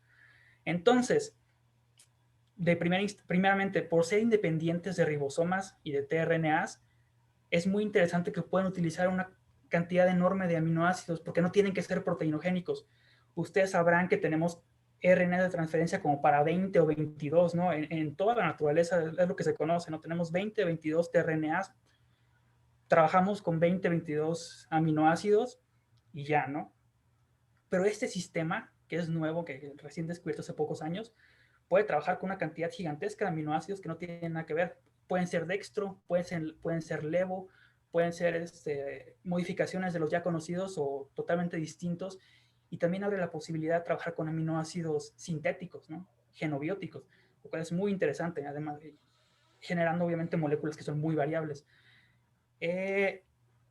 Estos clústeres de genes biosintéticos producen péptidos pequeños, no producen proteínas tal cual, así como de cientos de aminoácidos.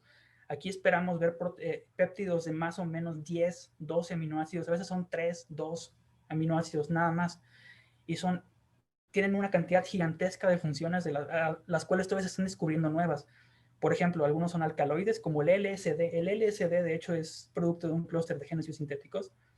Hay un montón de antibióticos nuevos que he visto con nombres de muchísimas personas y nada más les agregan sina al final. Muchísimos. La vancomicina es uno que seguramente todo el mundo conoce aquí, es muy común. También hay compuestos que son antitumorales, como la travectedina, perdón, y romidepsina, inmunosupresores, anticancerígenos, un montón de cosas.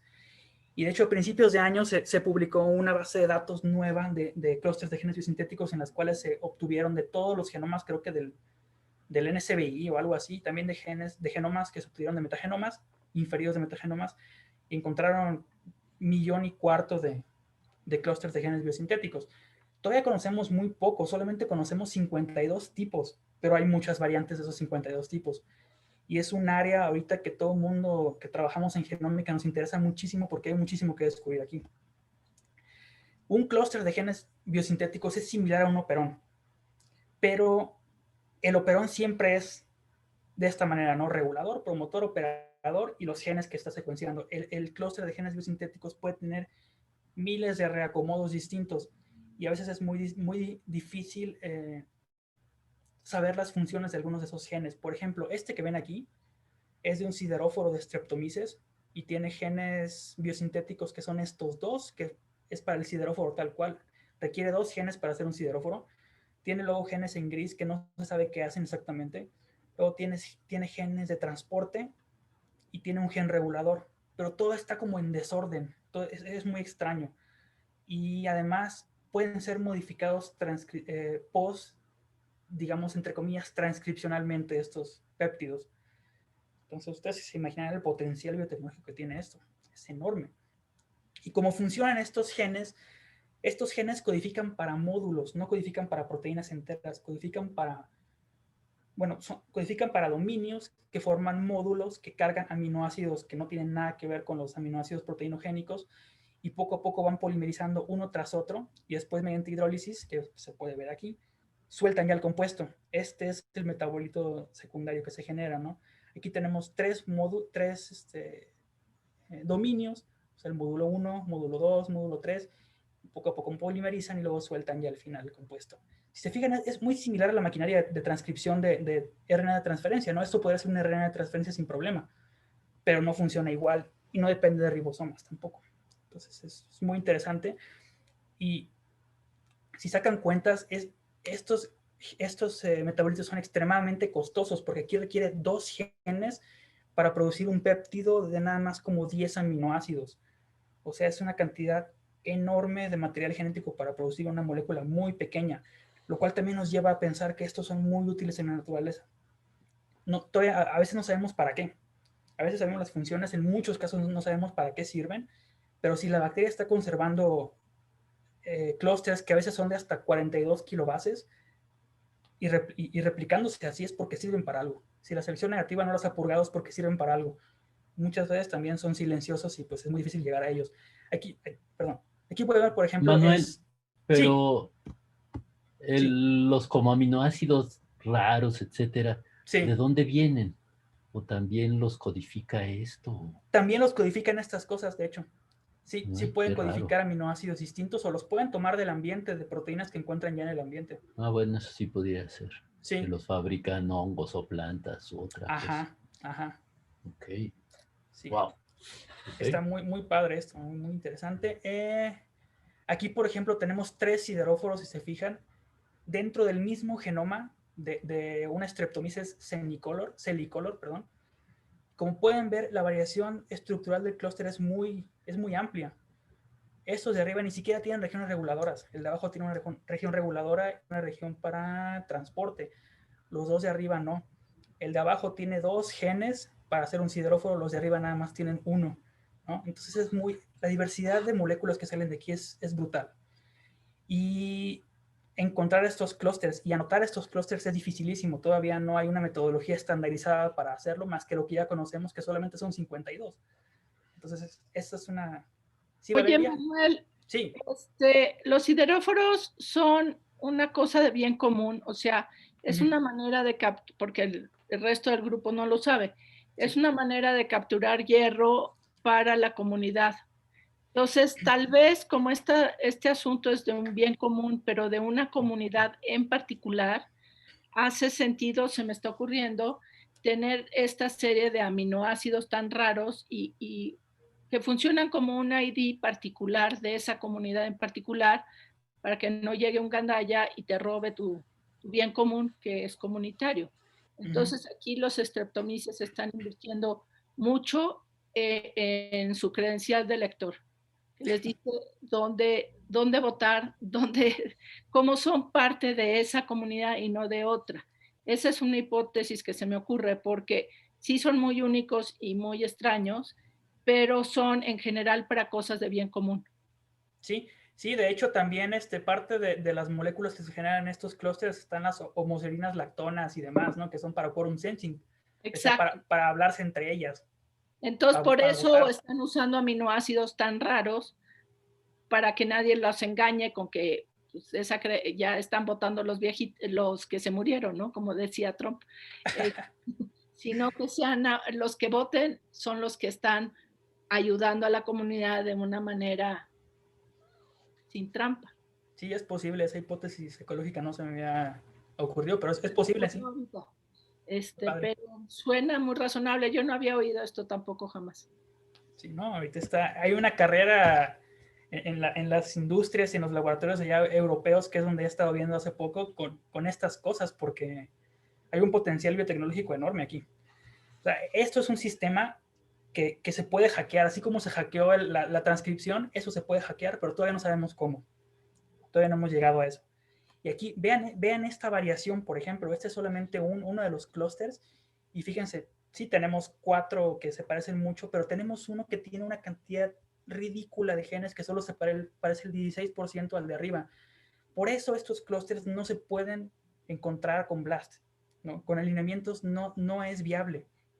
Lo que se usa ahorita como más son modelos de Markov ocultos, que son cosas estadísticas que no tienen que ver del todo con alineamientos.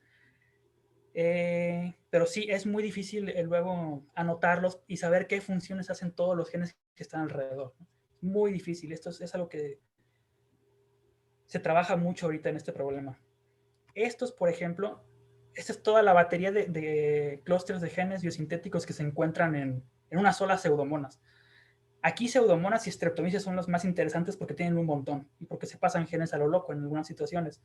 Y todos estos clústeres los tienen solamente unas pseudomonas. Entonces, ustedes imagínense todo lo que hay que descubrir todavía.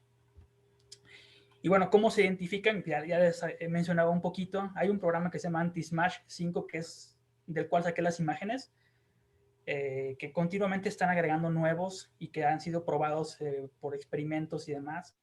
Y hacen modelos de Markov nuevos y prueban y hacen gráficas muy bonitas, pero es casi todo lo que hay.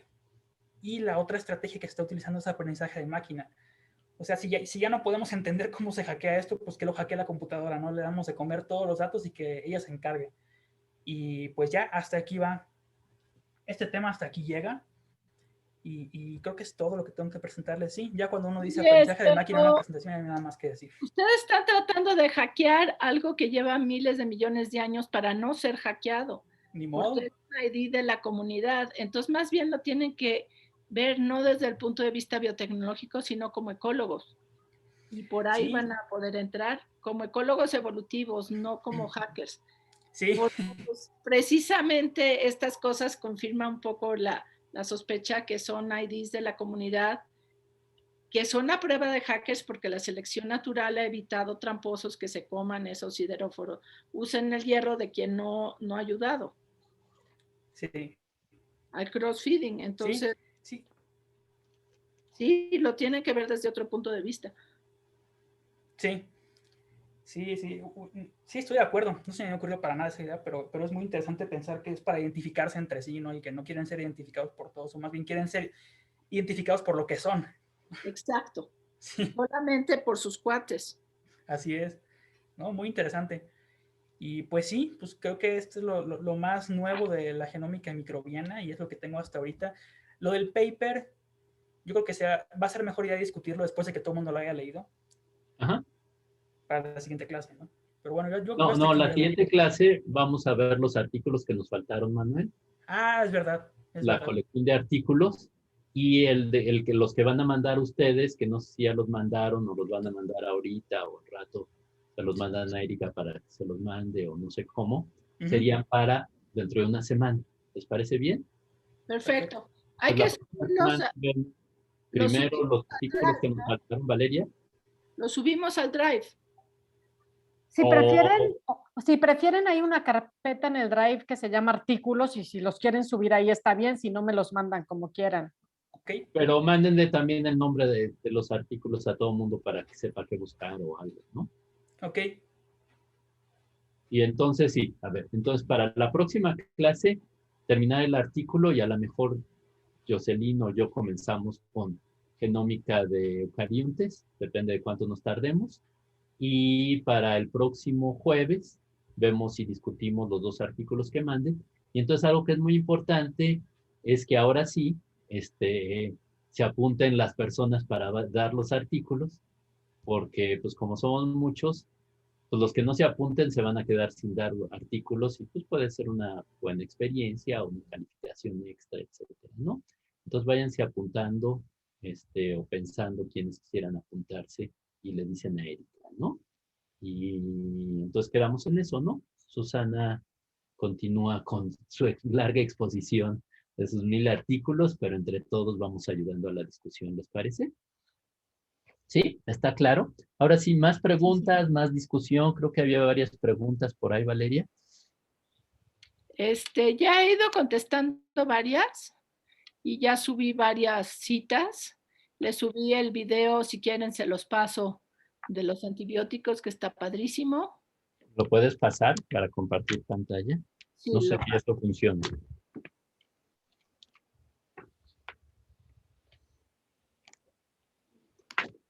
Para que lo expliques, que vemos.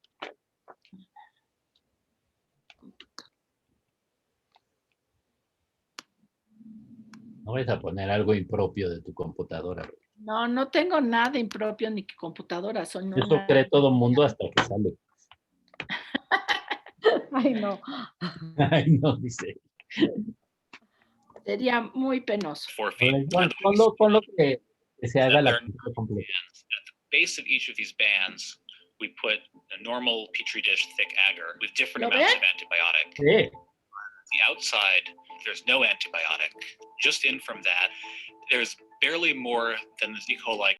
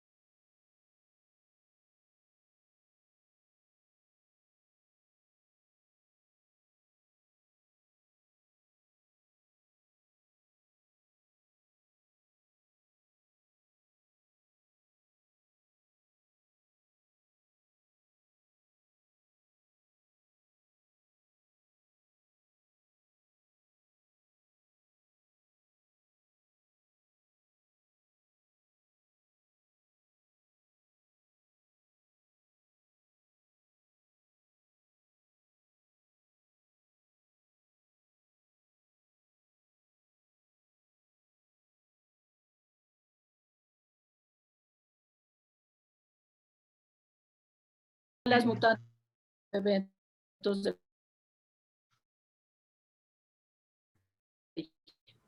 y el que persistan y le ganen a las demás ya es selección. Okay, Pero en principio tienen que tener una... Son derivadas. En principio tienen que tener una ventaja selectiva, pero el punto es que luego no sean mejores para sobrevivir cuando las compites con la ancestral, no tienen una mayor adecuación, pero le ganan a la que era común. Sí es lo que dicen, de que no necesitas correr más rápido que el oso, solo necesitas correr más rápido que tus compañeros. Entonces te come a los compañeros, ¿no? Nunca le vas a ganar al oso, pero a tus compañeros sí les puedes ganar. Pero una cosa muy importante aquí también es el contexto. Y muchas de estas mutantes hacen algo que se llama crossfeeding, la mayoría. Entonces están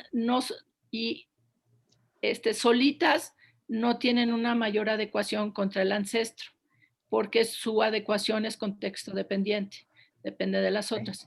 Y eso se llama no transitividad o selección dependiente de la frecuencia. O sea, estas que hacen crossfeeding tienen una ventaja cuando son raras, porque están comiendo un producto desecho que es raro. Pero cuando ya se vuelven muy abundantes, se mueren de hambre. Entonces, hay muchas dinámicas que están jugando simultáneamente y en ese punto que les puse de 1000 generaciones, que había muchas cosas jugando al mismo tiempo, pues unas están haciendo crossfeeding, otras están corriendo más rápido que sus compañeros, otras aparecieron al azar y nadie las ha eliminado todavía. Entonces, hay muchos juegos que están simultáneamente, pero la que gana es generalmente por selección natural. Ok, muchas gracias. Hay muchas cosas que explican lo que ves. Muy bien. Yo tengo una duda para Manuel, perdón. Ajá. Dime. Bueno, sobre una idea, ¿no? Tenía principalmente una duda. Cuando hablabas, por ejemplo, de que pues las poblaciones que son clonas, ¿no? Mencionabas que ahí no hay recombinación, ¿no? Y que ahí también mencionabas que ahí el barrido selectivo pues juega un papel importante, ¿no? En las poblaciones. Y que la selección natural pues también ahí actúa en todo el genoma. O sea, y más que nada ¿cómo a qué te refieres que actúa en todo el genoma? Porque, bueno, sí, como tenemos entendido, o sea, el barrido selectivo, pues, aumenta frecuencias de ciertas variaciones, digamos, gracias a que actúa la selección natural en un gen en que ellos están ligados, ¿no? Entonces, van para arriba, o no sé si te referías a que como, o sea, en el contexto de los genomas bacterianos, que es un solo cromosoma, ¿no? Digamos, circular, si una mutación está bajo selección positiva, se fija, también se lleva las variaciones asociadas de todo el genoma, o sea, claro, de esa subpoblación, digamos. Sí, tal cual.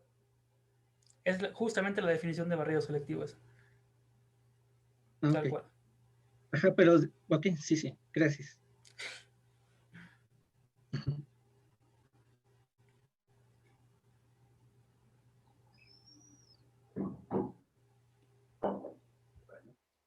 Si no hay más preguntas. Muy bien. ¿Quién más tiene preguntas del mundo fascinante de las bacterias? Bueno, que nos parece fascinante a un grupo limitado de gente, supongo, pero que son la neta del planeta, literal. Bueno, Sí. si no hay más preguntas, pues entonces nos vemos el próximo martes.